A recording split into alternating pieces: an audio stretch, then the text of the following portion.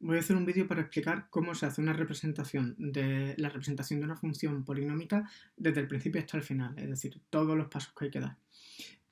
Voy a utilizar el ejemplo que tenéis, que me he mandado, la 3x elevado a 5 menos 5x al cubo, que como tenéis puesto ahí es parecida al ejemplo 2 de la página 309.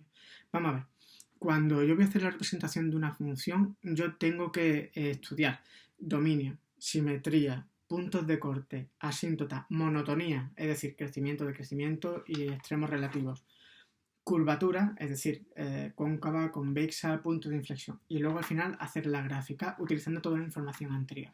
De hecho, la gráfica, si la podéis ir haciendo en una hoja aparte, ya poniendo todo aquello que vais estudiando poco a poco, al final os será más cómodo, ¿de acuerdo? Y que además también os servirá para ver si hay algún tipo de contradicción entre lo que hacéis, para decir, bueno, pues yo creo que aquí o aquí me estoy equivocando. La verdad es que eso es bastante útil. Entonces empezamos. Lo primero, tenéis que tener los apuntes delante. Lo primero, el dominio. Como es una función polinómica, el dominio es todo R, sin ningún tipo de duda, y es continua en todo su dominio. ¿Vale? Las únicas funciones que pueden no ser continuas en todo su dominio son las funciones a trozo, ¿de acuerdo? Luego, segundo, simetría. Bueno, muy rápido, se averigua f de menos x y se ve si es igual a f de x o si es igual a menos f de x. Por tanto, sería par o impar. O si no se da nada, que entonces no es ni par ni impar. Aquí nos dice que es impar. Vale. Luego, los puntos de corte, que no lo hemos dado, pero porque es que no es cosa de segundo de bachillerato realmente, es algo que ya se tiene que saber y bueno, de hecho, de todas maneras ya lo he dicho a veces, para el punto de corte con la y hay que hacer la x0 y para el punto de corte con la x, con el eje x, hay que hacer la y0. No tiene mayor historia. Y hay que poner las dos componentes, la coordenada y, la coordenada x y la coordenada y de los puntos que me salgan, ¿vale? Luego, las asíntotas hay que comprobar una por una si existen asíntotas verticales, horizontales o asíntotas oblicuas. ¿De acuerdo? Aquí, por ejemplo, bueno, verticales no hay, obviamente, porque no es una función polinómica. No hay nada que anule el denominador porque no tiene el denominador. Asíntotas horizontales, una función polinómica no tiene asíntotas horizontales. De hecho, vamos, lo he probado ahí, pero no las tiene. Es decir, yo hago el límite de la función cuando x tiende a más infinito y me da más infinito, y cuando x tiende a menos infinito y me da menos infinito.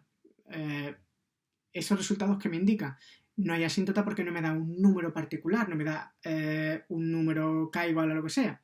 No, me da más infinito y menos infinito. ¿Eso cómo se llama? Bueno, se llaman ramas parabólicas, ¿vale? O ramas infinitas. Eh, pero no son asíntotas. Entonces no hay que estudiar la posición relativa de la función con respecto de nada, porque aquí no hay asíntotas. Punto de corte ya lo he dicho. Luego, monotonía. Monotonía. Lo primero, hacemos la derivada de la función e igualamos la derivada a cero. Y ahora, cogemos y en la tabla que se hace para estudiar crecimiento y decrecimiento hay que dividirla, hay que dividir el dominio de mi función, que lo tenemos que coger del primer paso que dimos. Por eso yo decía en la autoevaluación, lo primero que hay que hacer para hacer monotonía, curvatura o lo que sea, el dominio de la función. Porque cuando yo divido ahora aquí la tabla para ver si crece, decrece, es cóncava, convexa, etc., tengo que meter todo eso dentro del dominio. Aquí el dominio es de menos infinito a más infinito, entonces, pues bien. Pero hay otras que no es de menos infinito a más infinito y me tengo que restringir a ese trocito. Vale, bueno, aquí, de menos infinito hasta más infinito, ¿qué división, o sea, qué cortes tengo que hacer en la función? Pues tengo que hacer los puntos donde se anula la primera derivada, que aquí van a ser los únicos que voy a utilizar. Pero también tengo que hacer cortes en los puntos donde la función no estuviera definida. Es decir, en puntos que no perteneciesen al dominio. Aquí, como el dominio es de menos infinito a más infinito, no hay ningún corte más. Pero también habría que hacer un corte en aquellos puntos donde la función no es derivable. Es decir, miro la derivada y veo si hay algún punto que no es en que no es la función derivable. ¿Vale? Ahí también hay que hacer un corte. Por ejemplo, si la derivada tuviera un denominador que fuera partido por x, entonces la primera derivada no estaría definida en x, no sería derivable la función en x igual a 0. ¿De acuerdo? O por ejemplo, si fuera una función en ramas, si el punto donde salto de una rama a otra, ahí la función no es derivable, que hemos visto muchos ejemplos, entonces ese punto también habría que cogerlo y ponerlo ahí como división en la recta. ¿vale? Entonces, tres cosas importantes.